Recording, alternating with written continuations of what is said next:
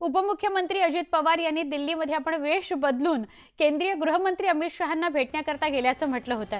यावरून संजय राऊत यांनी अजित पवारांवर टोला लगावला। नाट्यसृष्टीने अजित पवारांकडे दुर्लक्ष केलं असून त्यांना नाटकात सहभागी करून घ्यावं असं म्हटलं होतं। राऊतांच्या या विधानाला आता भाजप नेते गिरीश महाजन यांनी उत्तर दिलं।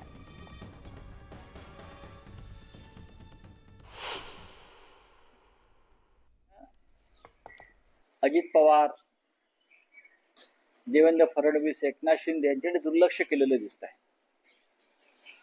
यांना सुद्धा यापुढे रंगमंचावर त्यांच्या नाटकात सहभागी करून घेतला पाहिजे, कारण इतक्या उत्तम पद्धतीने ते मेकअप करतात, इतक्या उत्तम पद्धतीने आपले चेहरे बदलतात, इतक्या उत्तम पद्धतीनं फिरत्या रंगमंचावर काम करतात राजकारणातल्या।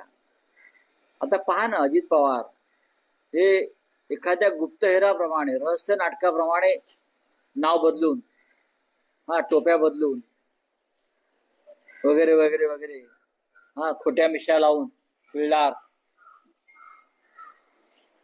हे दिल्लीत अमित शहाना भेटायला जात होते। आता नटसम्राट कोण आहे राज्यामध्ये या सगळ्या लोकांना माहित आहे। कॉमेडी कोण करतं हे सर्वांना माहित आहे। नकलाकार कोण आहे हे सगळ्यांना माहित आहे। आणि म्हणून राऊतांनी याबाबत बोलले, लोक त्याला चांगले ओळखून आहेत, त्यामुळे त्यांनी त्यांचं काम रोज करत राहावं सकाळ झाली।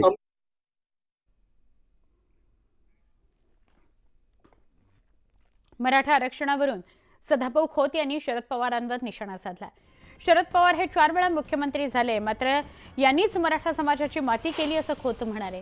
तर मराठा समाजाला न्याय देण्याचं काम उपमुख्यमंत्री देवेंद्र फडणवीस यांनी केल्याचं सदाभाऊ खोतांनी म्हटलंय।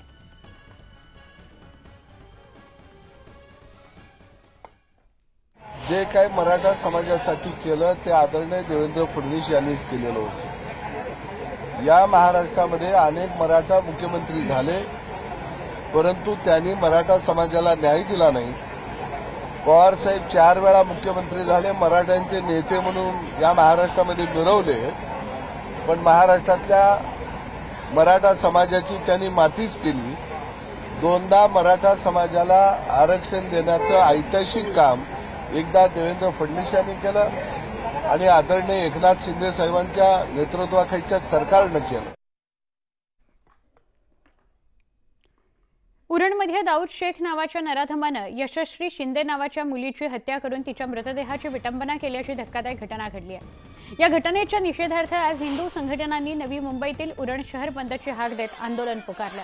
संपूर्ण उरण शहर बंद असून नराधमाला अटक करण्याची मागणी संघटनांनी केली आहे। आरोपीला अटक करून त्याला फाशी द्या अशी मागणी आंदोलकांनी केली आहे। इतक्या क्रूर पद्धतीने तिला मारल्यानं पोलिसही हादरले। पोलिसांनी तात्काळ आरोपीला पकडण्याकरता 4 शोध पथकं तयार केलेली आहेत। उरण में एक 22 साल की लड़की यशस्वी शिंदे की निर्मम तरीके से हत्या कर दी गई। उरण के इलाके में उसकी बॉडी मिली। हालांकि जिसने इस हत्या को अंजाम दिया वो अभी तक फरार है। पुलिस उसकी तलाश में जुटी हुई है। मेरे साथ खुद यशस्वी शिंदे के जो चाचा हैं वो मौजूद हैं, महेंद्र शिंदे।